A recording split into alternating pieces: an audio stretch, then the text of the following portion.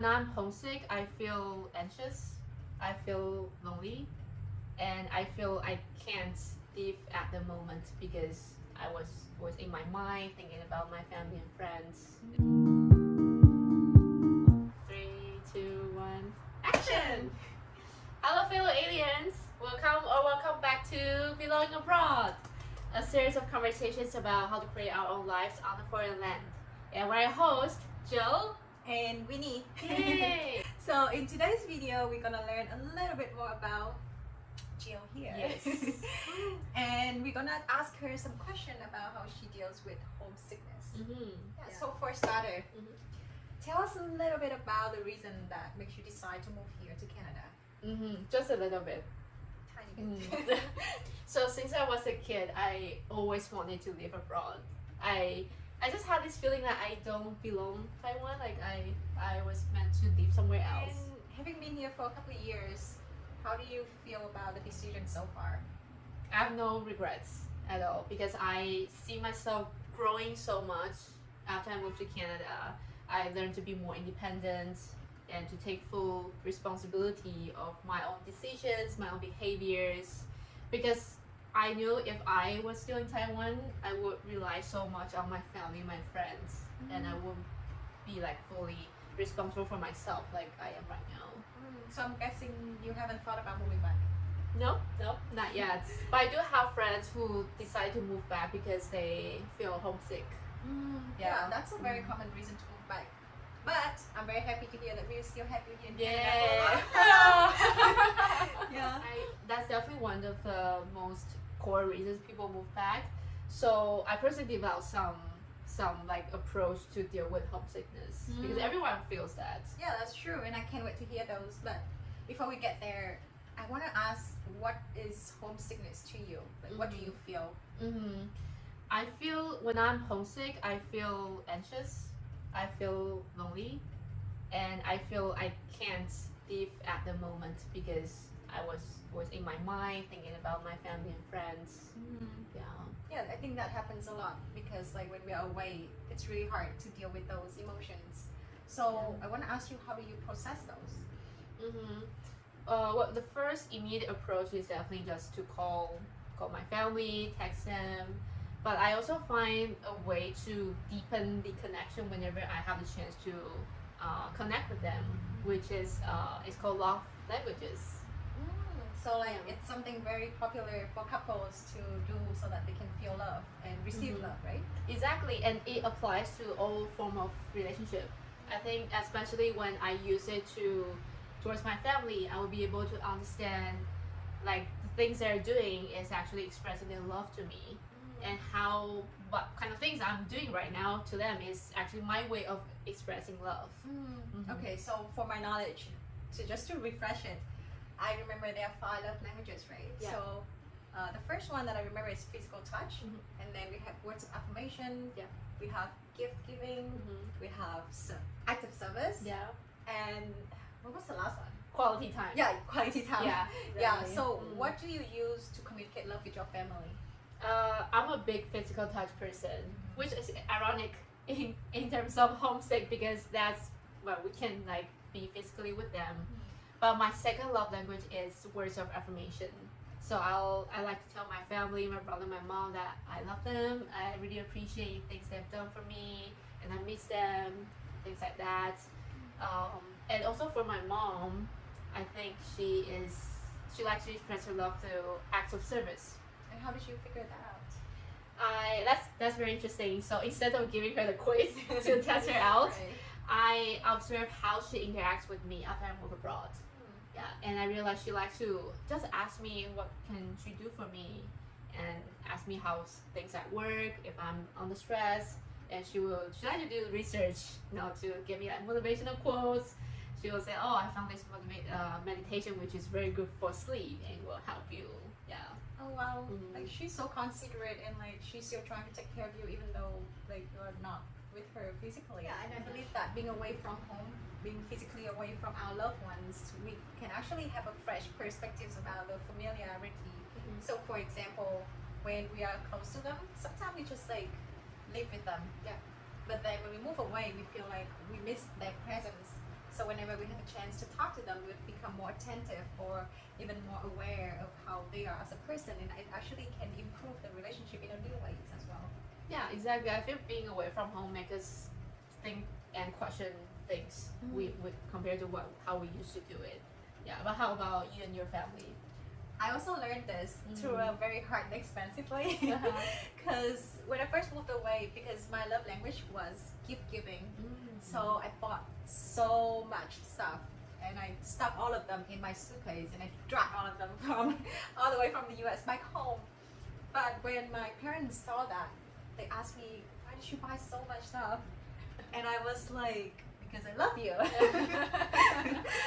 But that's when I realized that they just enjoy being in my presence, to be with them there physically, and yeah, so that's how I just kind of adjust. Yeah, I think that's a very good lesson for like you and your family to learn how you guys express love for each other. Yeah. Even though I think it's a good thing to learn, but I also realize that sometimes I cannot give gift to people, and they cannot have me physically be there with them all the time. So we kind of compromise to the point when we realize, okay, now if we cannot sustain those things, what's the next one? So we came to agree that we're gonna spend quality time together every week. So we were just gonna feel that we still care for each other, we still very involved in each other's life, and we can express new things or like just learn about each other's in a new way. Have you ever felt so overwhelmed by the emotions caused by homesickness? I do. Sometimes the emotion comes very like heavily, strongly towards me, which then make me I have to do some grounding exercise to just help me to stay at the present moment. I think sometimes we overlook the importance of grounding ourselves, because I feel by grounding ourselves we bring our mind from back from negative state to a neutral state. So at the neutral state we can redirect our mind to a more positive place. Absolutely, yeah. I remember I have one grounding exercise with my therapist in which we just name things.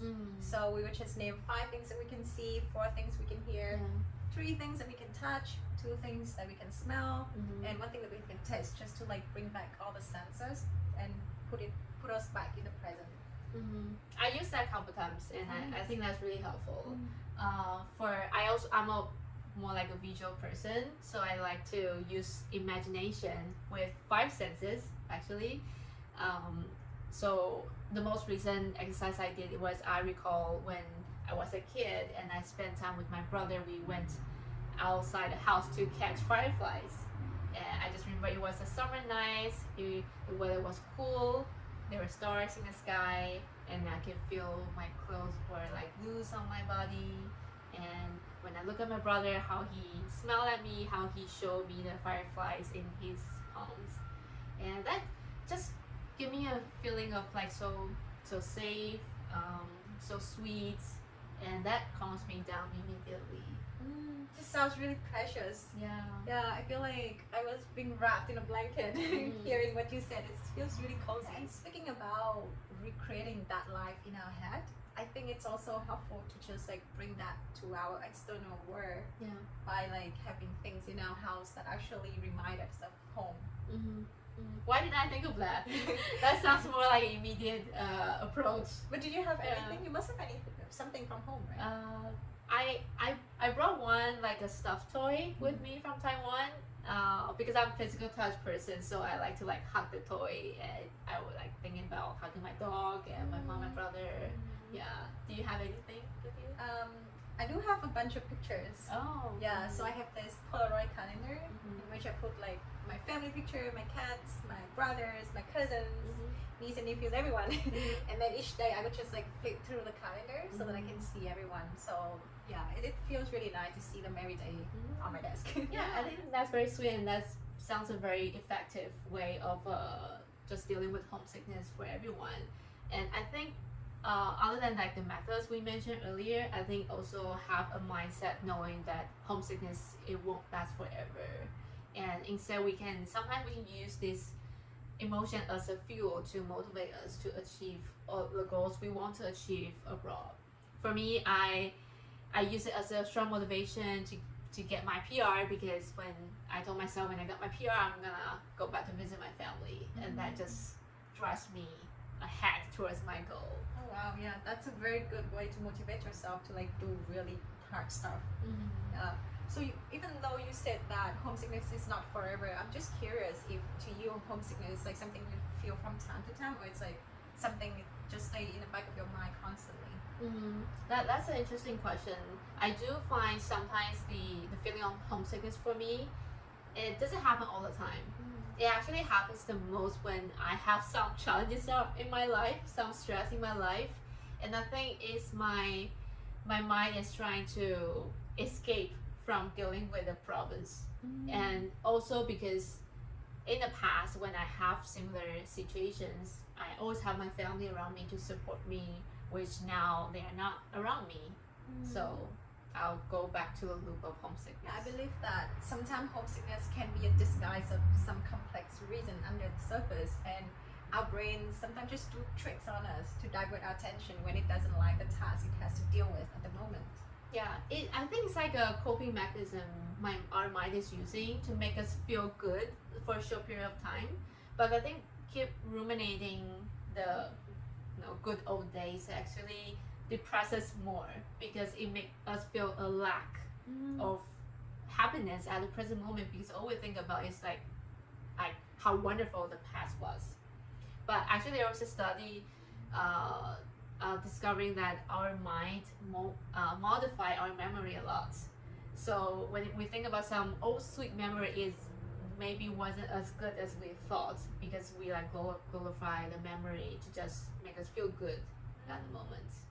I do agree with you that we fantasize a lot when the reality is so unpleasant, but I feel like it's something that's also hard to catch, because to me, a person who's so conscious about their thoughts, patterns, and also like have to be very organized with thought can only do that. But what about the rest of us? Yeah, it definitely needs some practice. And I think to practice it, we can write down our thoughts, so we can kind of look at it as a third person perspective. And of course, like by meditating to be more aware of our thoughts coming in. And also I find by just keep a track of our time, so maybe we'll find ourselves spending too much time just ruminating, or looking at pictures of our family instead of really fulfilling our responsibility at the moment. Yeah, that's a very helpful tips to have, because I think when we are away from home and spend a lot of time by ourselves, our thoughts can get very loud and very overwhelming. So it's extra important for us to be conscious of that. So, but talking about dealing with the problems we have right now, remember we have a master planning tool, which is really helpful for us to keep track of the goals we want to achieve while living abroad.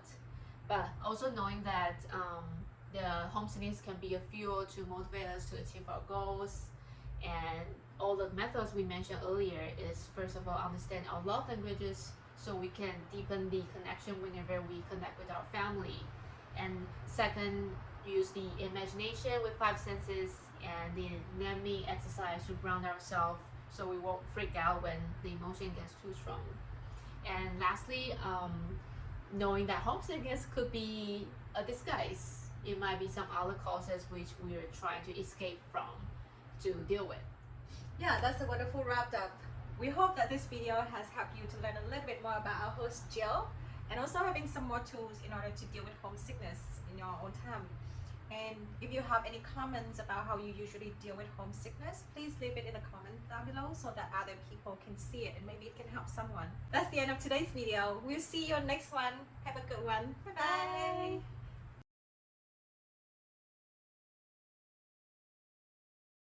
How to deal with homesickness in your life. Can you